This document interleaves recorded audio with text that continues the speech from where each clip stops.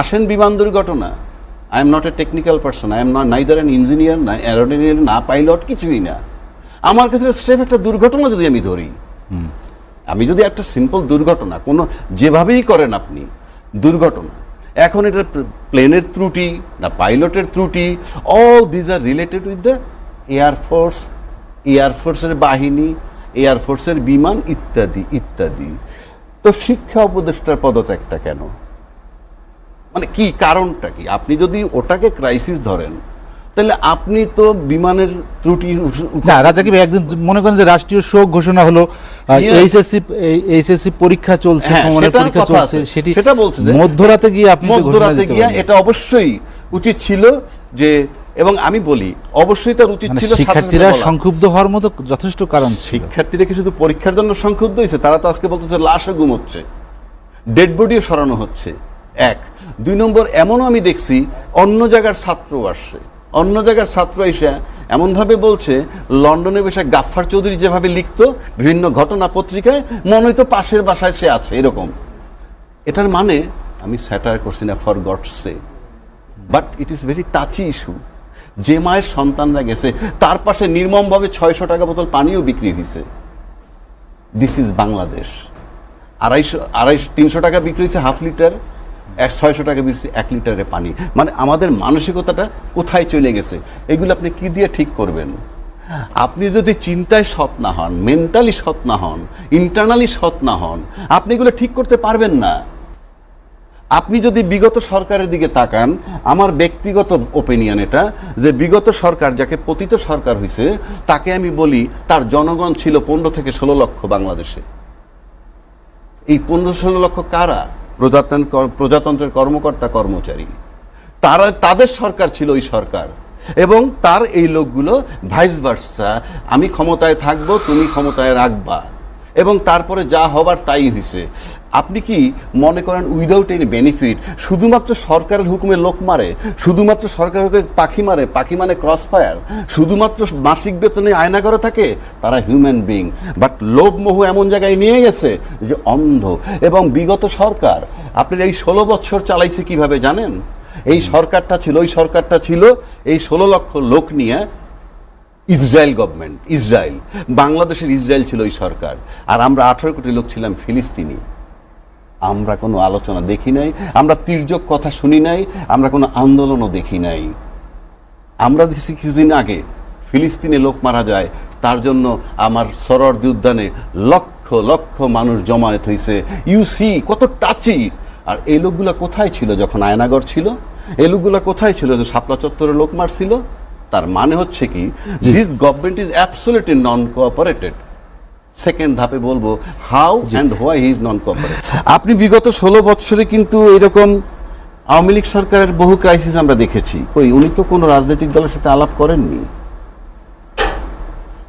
উনি রাজকীয়ভাবে আয়নাঘর বানিয়েছিলেন, উনি ক্রস ফায়ার করেছেন, উনি বিনা বিচারে হত্যা করেছেন, উনি শাপলা চত্বরে হত্যা করেছেন, উনি 57 জন সেনা অফিসার ওনার সময় হত্যা হয়েছে। এর চেয়ে বড় ক্রাইসিস তো বাংলাদেশ হয়নি, কারোর সাথে তো বসেননি। 16 বছর ক্ষমতায় ছিলেন, এবং এই 16 বছরের মধ্যে 12 বছর কিন্তু সবাই তার বিরোধিতা করেছে। যারা আজকে ক্লেম করছে যে এই সরকারকে সহযোগিতা করছে, তো তারা তো 12 বছর ওই সরকারের বিরোধিতা করছে, তারপরে সেই সরকার 15 বছর ক্ষমতায় থাকলো, আর সবাই মিলে আমরা তাকে কোঅপারেট করছি, উনি 11 মাসে হিমশিম খাচ্ছেন। এটা কোন কোঅপারেশন? বহিনা রাজ্জাকি, আপনি শুনছিলেন যে সরকার আসলে কেন পারছে না, আপনি নিজেও বলছেন যে এই সরকার ব্যর্থ হচ্ছে বারে বারে বিভিন্ন জায়গায় বিভিন্ন ম্যানেজ, সে তার সীমাবদ্ধতা কি নিজেই বুঝতে পারছে না? এরকম কিছু যেটি সাকিব বলছেন যে সীমাবদ্ধতা আছে। এবং দুইজন সহালোচক, দেখেন এই যে সরকারটা, আমি কিন্তু আসলে বিষয়টা আমার কাছে এরকম না যে I am favouring someone or I am disfavouring someone. আমি যেটা ফিল করি আমি সেটা বলছি। এই সরকার কিন্তু মাত্র 26 জন লোক, আমি জানি না 26 জন বোধহয়, সম্ভবত এই উপদেষ্টা, মাত্র 26 জন লোক। এই সরকার বিশেষ সহকারী দিয়েটি মানে 40, ঠিক আছে 50 জন, 50 জন। এই 50 জন লোক যখন দায়িত্ব নেয়, মানে সবাই যখন দায়িত্ব দেয় তাকে, ইনফ্যাক্ট বঙ্গভবনে বসে 3 বাহিনী প্রধান বলেন, রাজনীতিবিদ যারা আছে সাকিব ভাইটাই সহ, এই পুতুলরা বা তাদের রাজনৈতিক দল সবাই তো ওখানে গেছে, গিয়ে দায়িত্বটা তাকে দেওয়া হয়েছে। এবং এই যে দায়িত্ব তাকে দেওয়া হয়েছে, তখন দেশটার অবস্থাটা কি, অবস্থাটা রিয়েলিটি ভাবতে হবে। আমাদের কিন্তু পিছনে আরও কেয়ারটেকার গভর্নমেন্ট ছিল, টাইম টু টাইম নির্বাচন হয়েছে। শাহাবুদ্দিন সাহেবও নির্বাচন দিয়ে গেছেন, লতিফুর রহমান সাহেব নির্বাচন দিয়ে গেছেন। তাদের টাইমটা ছিল কীরকম, একটা সাজানো বাগান, তার ভিতরে মাত্র সরকারের লোকগুলো নাই, আর বাকি সব কিন্তু ঠিক ছিল। বাংলাদেশ ব্যাংকের গভর্নর, বাইতুল মোকাররমের খতিব, বিচারক, পুলিশ সব কিন্তু অ্যাজ ইউজুয়াল ছিল। ওনারা বৈশা শুধু নির্বাচনটা দিয়ে চলে গেছেন। এবং কি রাষ্ট্রীয়ভাবে তাদেরকে তত্ত্বাবধায়ক সরকার বানানো হয়েছিল যে তোমরা বৈশা নির্বাচনটা দিয়ে যাবা। আর ওনাদেরকে যখন বসানো হয়েছে, ওনার তত্ত্বাবধায়ক সরকারও না, ওনার নির্বাচিত সরকারও না, ওনাদেরকে বসে একটা রেফারেন্স দিয়ে বসানো হয়েছে অন্তর্বর্তীকালীন সরকার হিসাবে, যেই সরকার সংবিধানে নাই। যে সরকার সংবিধানে নাই তাকে আমি সংবিধানের ভিতরে ঢুকাবো কি করে? Number one. নাম্বার টু, তার মেয়াদ কি ছিল, তার কার্যক্রম কি ছিল, যে আপনি কি কি করবেন সেটা কি তাকে বঙ্গভবনে বলা হয়েছিল? বলা হয়নি। যাই হোক, তারপরে পরিস্থিতিগত কারণে উনি বলছেন আমি জুনের মধ্যে, অল্প সংস্কার হলে ডিসেম্বর, বেশি হলে আমি জুনের মধ্যে চলে যাব নির্বাচন দিয়ে। এখন আসেন, আপনি সরকার যেই হন না কেন, শেখ হাসিনা সরকার কিভাবে চলছে?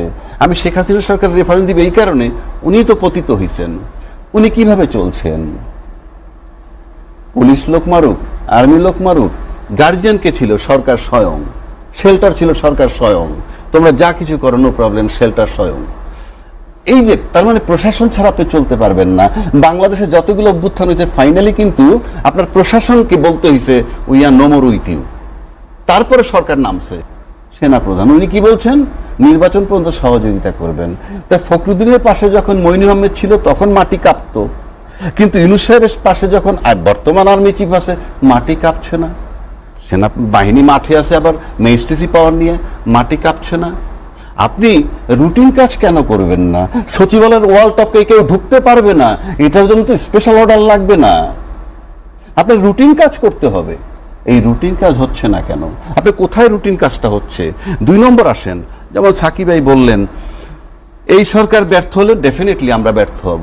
জি, এই সরকার যদি ব্যর্থ হয়, 1 নম্বর, যদি এই সরকার ব্যর্থ হয়, যেহেতু আমরা ব্যর্থ হব, তাহলে নির্বাচন পর্যন্তই এই সরকারকে যদি রাখতে হয়, তাহলে তো নির্বাচন পর্যন্ত তার কোঅপারেশন দরকার, যেগুলো আমি বলছি করছে না। অ্যাডভোকেট আবু হেনা রাজ্জাকি, একদম সরাসরি আপনাকে জিজ্ঞেস করি, গত কয়েকদিনের রাজনৈতিক কর্মকাণ্ড বিশ্লেষণ আপনার কি মনে হয়? জামাত, এনসিপি, বিএনপি ঐক্য অটুট আছে এখনো? ভেরি সিম্পল, আমি আপনাকে একটা কথা বলি। সরকার একটা বড় স্টেক হোল্ডার বর্তমান অবস্থায়। এরকম ক্রাইসিস টাইমে সেনাবাহিনী তারা একটা বড় স্টেক হোল্ডার। তার সাথে যদি আমি রাজনৈতিক দলগুলো ধরি, সে বিএনপি বলেন, জামাত ধরেন, এই জোনায়েদ সাকিরা ধরেন, সব মিলে যদি আমি ধরি, তো বিএনপি ন্যাচারালি স্টিয়ারিং সিট আছে। এই যে 3টে স্টেক হোল্ডারের কথা বললাম, এদের একটা ঐক্যমত্যে আসতে হবে। মানে একটা সুন্দর নির্বাচনের জন্যে। 2 নম্বর হচ্ছে, যেহেতু ইউনূস সাহেব বলতেছে আউয়াল মার্কা বা রকিবউদ্দিন মার্কা কিংবা নুরুল হুদা মার্কা নির্বাচন করবেন না, এটা ইজ গ্যারান্টি। যদি করেন তাহলে লাভটা কি? তাহলে তো সেই গয়রা হইল আগের মতোই। সুতরাং এটাকে যদি আপনার শিফট করতে হয়, এটা একটা বিরাট ব্যাপার যে এই মার্কা নির্বাচন করতে পারবে না, তাহলে লেভেল প্লেইং ফিল্ড ইস্যু আসে। আর এই লেভেল প্লেইং ফিল্ড কিন্তু ওই প্রশাসন দিয়েই করতে হবে যেই প্রশাসন হাসিনা সরকারের সময় ছিল। তা আজকে যদি ওই প্রশাসন দিয়ে সমস্ত রাজনৈতিক দল নিশ্চিত হয় যে লেভেল প্লেইং ফিল্ড হবে, তাহলে বিগত নির্বাচনে যায়নি কেন? আমার প্রশ্ন রাখলাম আমি। কারণ প্রশাসন তো মঙ্গল গ্রহ থেকে আসতেছে না, সেই প্রশাসন যেই প্রশাসন ওই সময় ছিল। সুতরাং এই প্রশ্নগুলো রাখেন।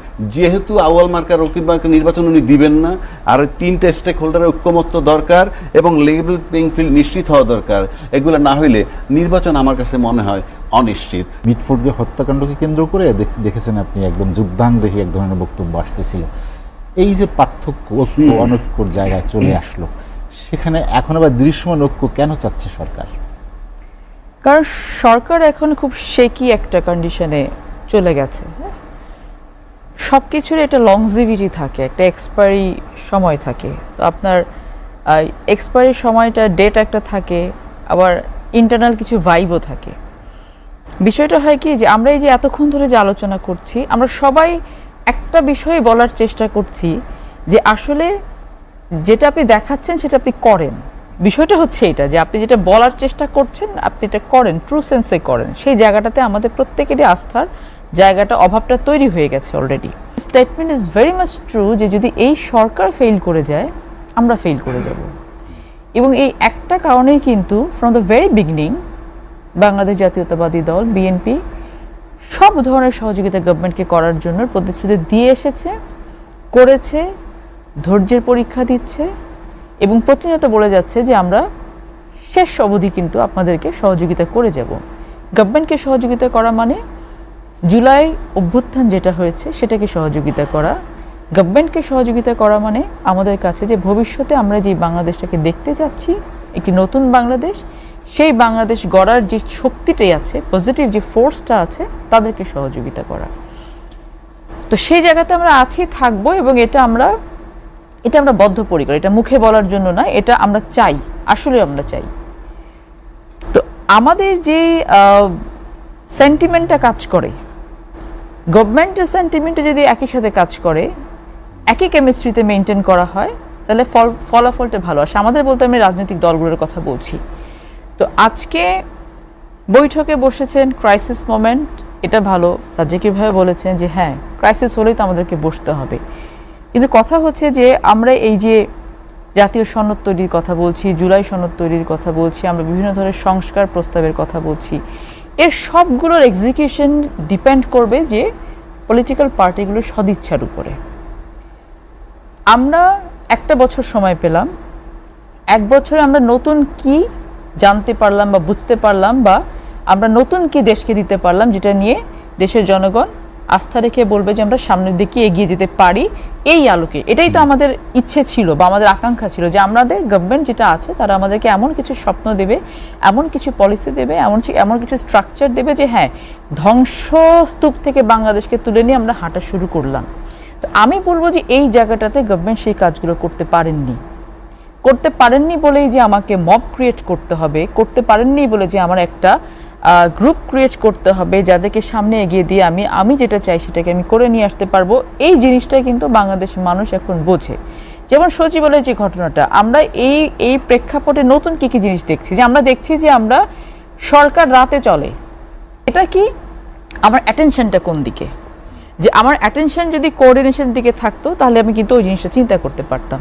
আজকে আমরা কি দেখলাম যে সচিবালয়ের গেট ভেঙেও কিন্তু ঢুকে যাওয়া যায়, এটা কিন্তু একটা রেফারেন্স ক্রিয়েট হলো।